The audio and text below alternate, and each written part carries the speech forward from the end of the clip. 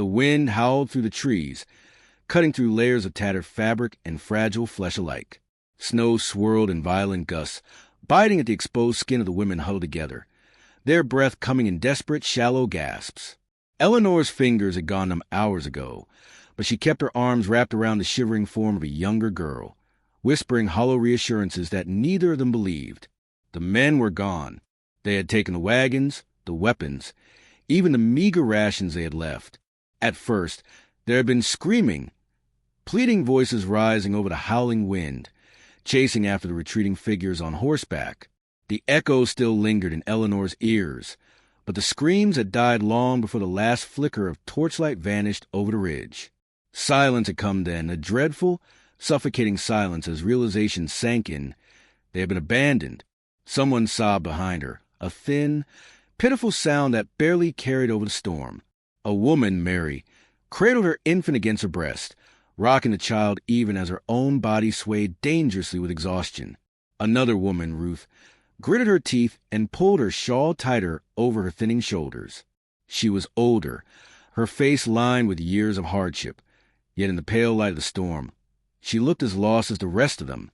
Eleanor turned her gaze back to the dark stretch of wilderness before them. There was no shelter in sight, only the skeletal fingers of leafless trees reaching toward an indifferent sky. Their last campsite, where the men had made their cruel decision, was already buried beneath fresh snowfall. No tracks remained to mark the direction of their betrayers' retreat. The world had swallowed them whole, and would do the same to the women if they did not move soon. "We need to go," Eleanor said, her voice sharper than she intended. A few heads lifted in response, dull eyes searching for guidance where there was none. "Go where?" Ruth's voice was hoarse, filled with disbelief. "We don't even know where we are." Eleanor tightened her jaw. She didn't know either, but standing still meant death. They had been traveling west, deeper into untamed land, when the men had made their choice. They were far from any known settlement, far from safety. "We follow the ridge," Eleanor decided, pointing toward a line of trees. "Find shelter, then figure out our next move." No one argued, but no one moved either. Then, from the depth of the group, a woman collapsed. Hannah. Her body hit the snow without resistance. Her limbs played unnaturally, her breath coming in weak, ragged bursts. Mary rushed forward, but Eleanor already knew. Even as she knelt, feeling for a pulse, she could see the frost creeping along Hannah's skin, the pale blue tint to her lips. "She's gone," Eleanor whispered. The words were a death knell, sending a fresh wave of panic through the group. "We won't survive the night," someone murmured. Eleanor's hands clenched into fists. "Not if we give up now."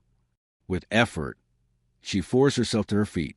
The cold gnawed at her bones, her muscles sluggish with exhaustion. She moved to Mary, helped her adjust the infant against her chest, then turned to the others. "Move," she ordered, her voice leaving no room for argument. "Now!" One by one, the women began to trudge forward, their movement slow, their hope even slower. The storm raged on, thickening the air with ice and misery. Each step was a battle, the weight of their skirts dragging them down. Eleanor kept count. 15 women, 3 children, 1 infant. Too many to protect, too few to survive alone. The minutes bled into hours. They pressed forward blindly, driven only by the need to keep moving, to keep breathing. Just when Eleanor thought they could go no farther, a shape emerged in the darkness. A rocky outcrop, jutting from the hillside like a jagged tooth. "There," she breathed. The others saw it too, their exhausted bodies stirring with a flicker of desperate hope. They stumbled toward it, crawling over frozen earth, clambering into the shallow cave beneath the overhang. It was barely enough to block the wind, but it was something. Eleanor forced herself to stay on her feet, checking each woman, counting the children, ensuring no one else had collapsed along the way. When she reached Mary, she stopped, her stomach twisting. The infant had stopped crying. Mary's gaze was vacant, her arms wrapped too tightly around the silent bundle. Eleanor hesitated, then reached out. "Mary!" The woman flinched, pulling back as if Eleanor had struck her. "He's sleeping," she whispered. "He just needs to warm up." Eleanor swallowed hard. The baby's face was too still, his skin too pale. She knew, but she also knew there was nothing she could say that would make Mary let go. Instead, she pressed a hand to the woman's shoulder. "Rest," she murmured. "We'll need our strength." Mary gave a slow, distant nod. Eleanor turned away, finding Ruth near the entrance.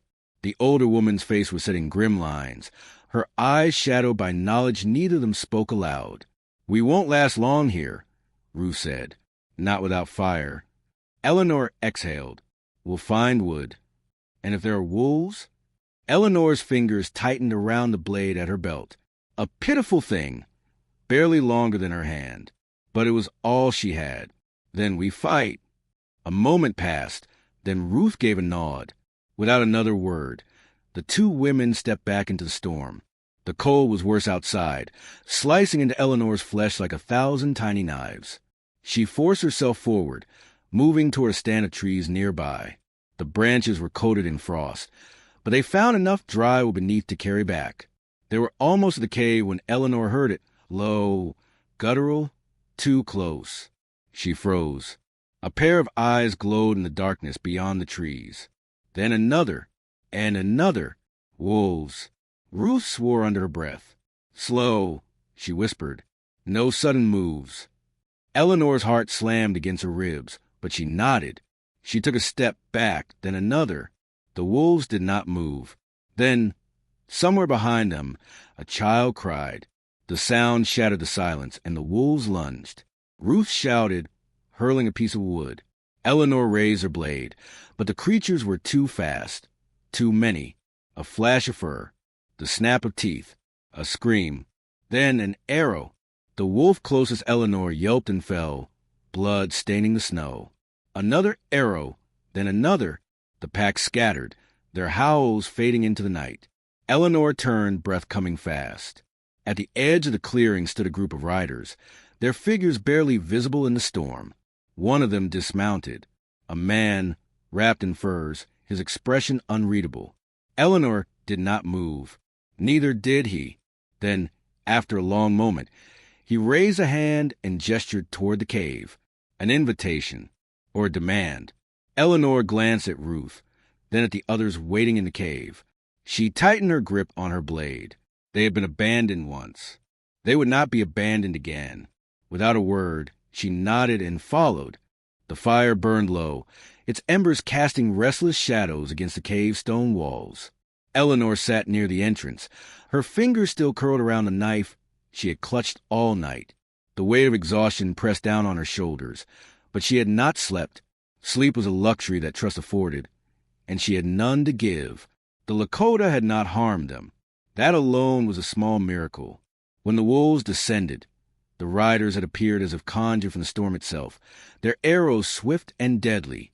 But now, in the flickering firelight, they were more than ghosts in the snow. The one who had dismounted first stood apart from the others, arms folded, watching. His features were sharp, cast in planes of firelight and shadow, his dark eyes unreadable.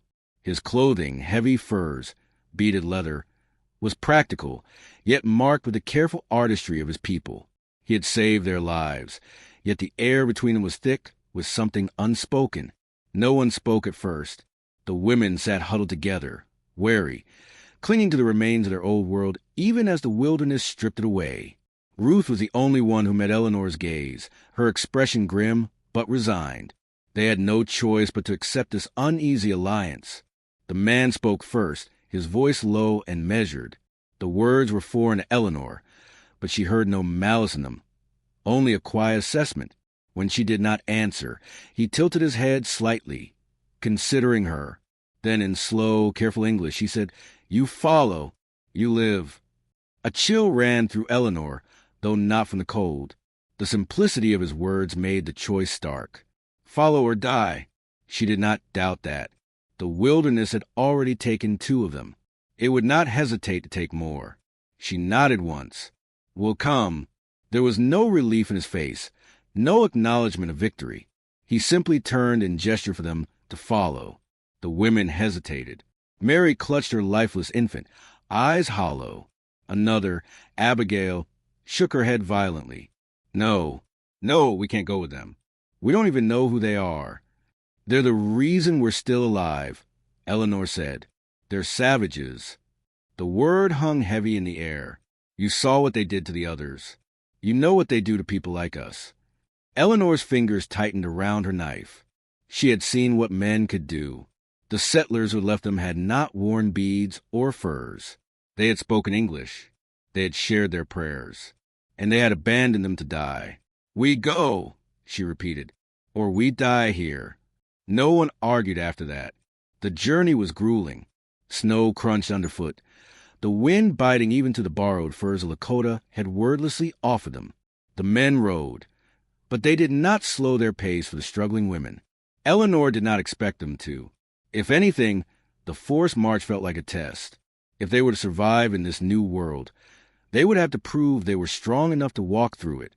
Mary faltered first. The weight of grief and exhaustion bore down on her, dragging her steps until she finally collapsed into the snow. She did not cry, did not fight. She simply lay there, her lifeless child still cradled in her arms. Eleanor stopped, kneeling beside her. Mary, get up. Nothing. The lead warrior. Eleanor had begun to think of him as such, though she did not know his name, halted his horse, and looked back. His expression did not change, but something passed between them. She will die, he said. Eleanor did not flinch. Help her. The warrior studied her for a long moment, then dismounted. He crouched beside Mary, murmuring something in his own language. She did not respond. Without warning, he took the infant from her arms. Mary gasped, her numbness breaking into a choked wail. But the warrior did not hesitate. He carried the small body away from the path and laid it gently in the snow. Then, without a word, he returned to Mary and pulled her to her feet. Walk, he commanded. Mary staggered but obeyed. She did not look back. Eleanor turned away too, though the ache in her chest felt like a wound. The baby was gone. The past was gone. Only the path ahead remained.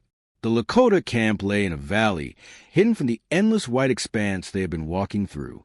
Smoke curled into the sky from the distant lodges, and the scent of wood and roasting meat cut through the cold.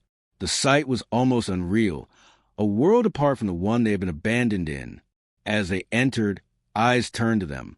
Women emerged from the lodges, their expressions unreadable, children peeking out from behind them. Some of the warriors spoke in quiet tones, their gazes flickering between Eleanor's group and their leader. The lead warrior dismounted and gestured for them to stop. You stay here, he said. I speak. Eleanor nodded, but her pulse quickened. The tension in the air was unmistakable. The Lakota women approached first, moving with careful steps, their dark eyes wary. One of them, older, with long silver-threaded braids, met Eleanor's gaze directly. She did not speak, but there was a question in her stare.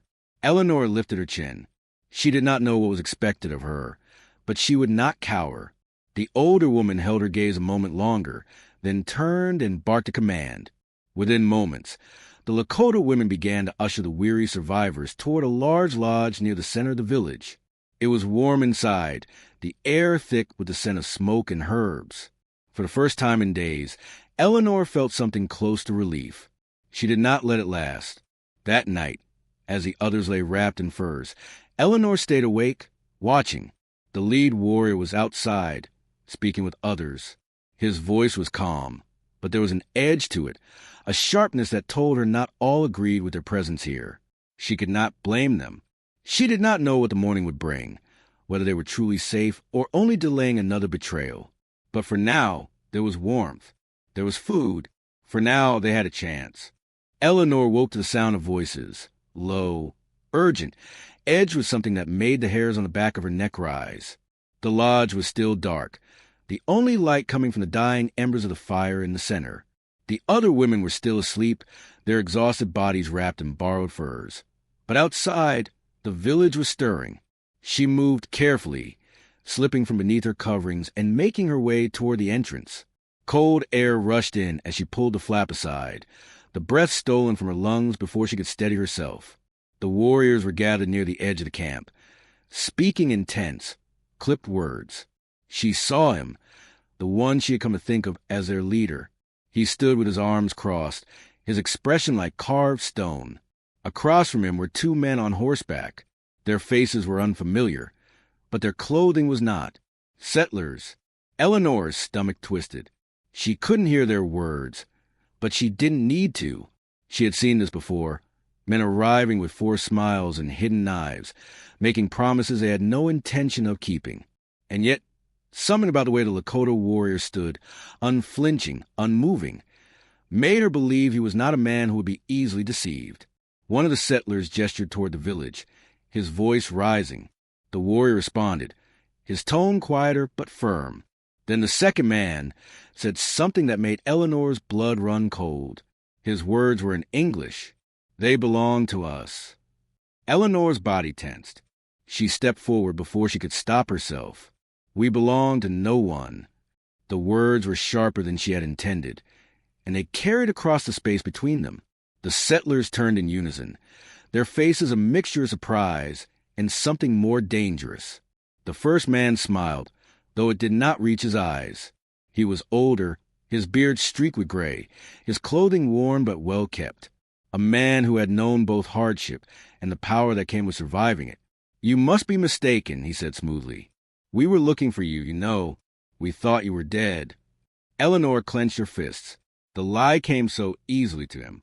She took another step forward, her bare feet pressing into the frozen earth. You left us to die. The man's expression didn't change, but something flickered in his eyes. A calculation. He had not expected her to speak, and now he was deciding whether she was worth speaking to at all. The trail was difficult, he said. We didn't have a choice. You did. A beat of silence. The warrior beside her spoke, his voice cutting through the tension like a blade. The settlers turned their attention back to him, and Eleanor took the opportunity to study their hands. One rested too easily on the butt of his rifle. The older man exhaled, as if coming to a decision. Well, he said, I suppose it doesn't matter now. Eleanor braced herself. It happened fast. The settler's hand shot toward his gun, but the warrior was faster. Before the weapon had fully cleared its holster, an arrow buried itself deep in the man's shoulder. The settler screamed, toppling from his horse, clutching at the wound. The second man yanked on the reins, turning to flee, but another arrow flew past his head, close enough that he swore and ducked low. For a moment, there was only the sound of the wounded man groaning in the snow. Then the warrior stepped forward, standing over him. He spoke again, his voice quieter this time. The settler nodded, pained and panicked, and when the warrior stepped back, he scrambled to his feet, nearly slipping in the blood-stained snow. His companion pulled him onto the horse, and within seconds they were gone, vanishing into the trees as quickly as they had come. Eleanor let out a breath she hadn't realized she'd been holding. She turned to the warrior, searching his face for some sign of what came next. He only looked at her. They will come back. She nodded. I know. That night, the camp prepared for war. The women were given weapons, crude, unfamiliar, but better than empty hands. The Lakota moved swiftly, gathering supplies, reinforcing defenses. This was not the first time they had been threatened by men who came with false promises and hidden knives. It would not be the last. Eleanor did not know if she could fight, but she knew she would not run. The attack came at dawn. Gunfire shattered the morning silence, sending a flock of birds screaming into the sky. The first shots missed, but they were not meant to hit, only to terrify. The settlers rode hard toward the village, their faces set in grim determination. But they had underestimated their enemy. The Lakota did not wait for them to close the distance. Arrows flew from the trees, striking down the first riders before they could react. Others fell into hidden traps, their horses screaming as they stumbled. Eleanor stood near the center of the village, a rifle in her hands, her breath coming fast. She saw the older settler, the one who had spoken to her, riding toward them. His face was twisted with something between rage and desperation. He was coming for her. She lifted the rifle, her hands trembling. He fired first. The shot rang out, splintering the wood of the post beside her. Eleanor took a breath, steadied herself, pulled the trigger. The recoil sent her stumbling, but the bullet hit its mark.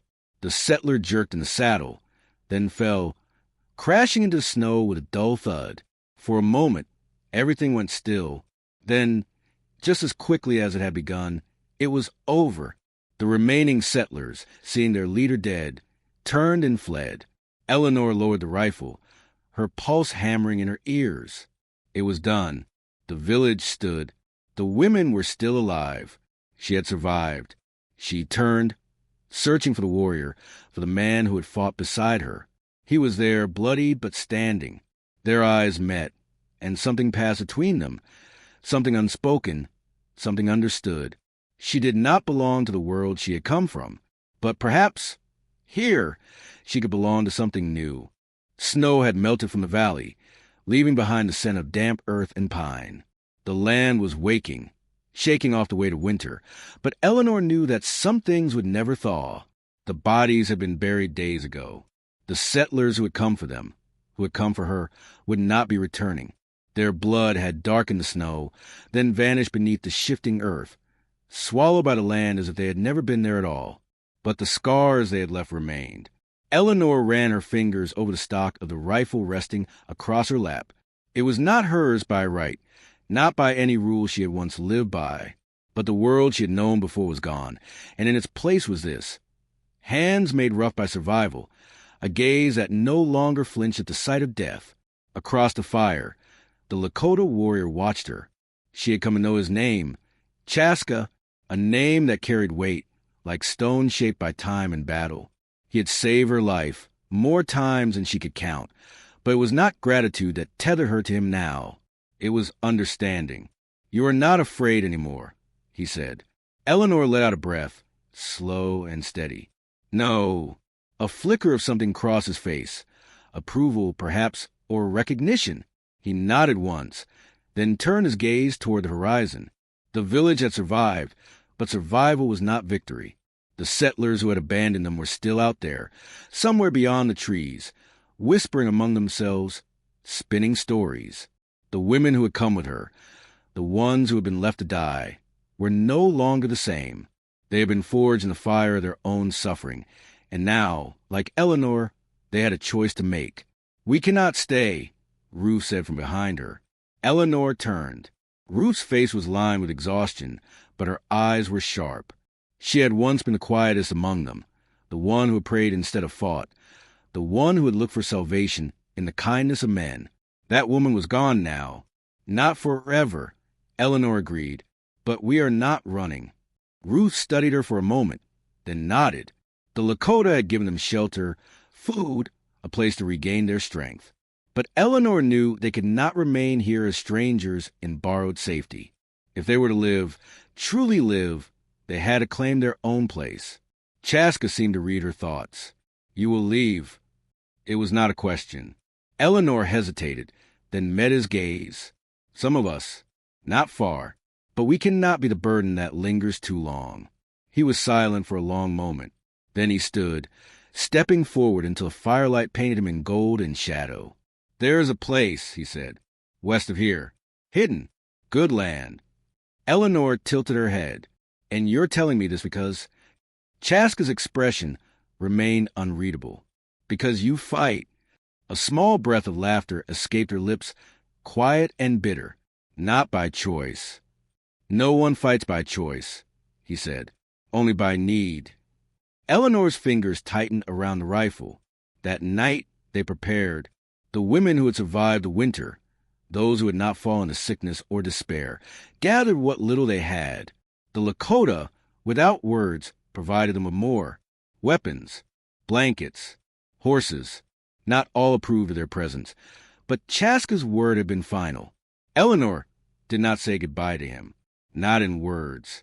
But when their eyes met, something passed between them. A promise, a respect earned in blood and battle. They rode at dawn. The journey was brutal, the land unkind, but they had already endured worse.